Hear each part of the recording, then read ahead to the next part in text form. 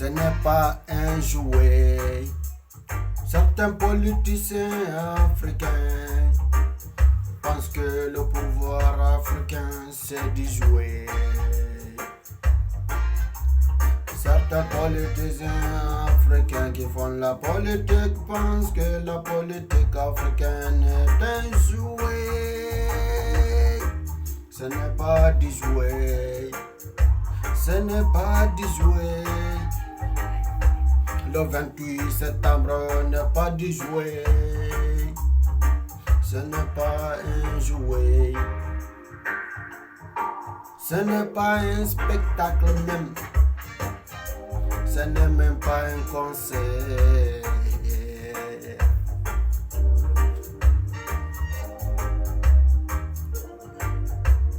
Quand tu veux être élu, être président, tu viens, tu nous dis, tu nous promets de tout et de rien. Mais une fois que tu es au pouvoir, on n'entend plus rien et on comprend plus rien.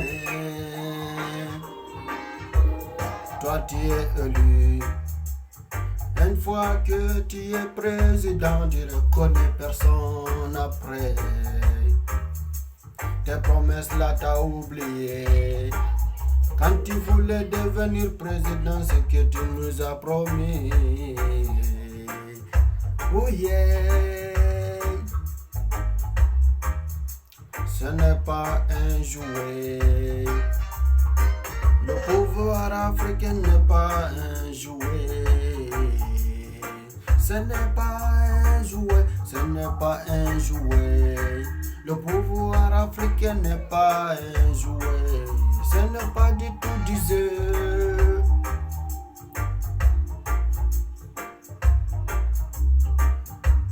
Moi je pense que nous la jeunesse africaine, on doit se réveiller. Il est temps de se réveiller et de se révolter contre tout ça. Ce fut le cas du Burkina Faso.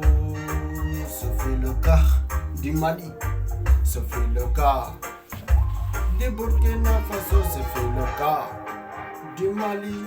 Ce fut le cas en Guinée. Il faut sortir de la France-Afrique. Bon, sortir de la France-Afrique. Il faut sortir de la France-Afrique. Il est temps de se réveiller et se construire de nous-mêmes.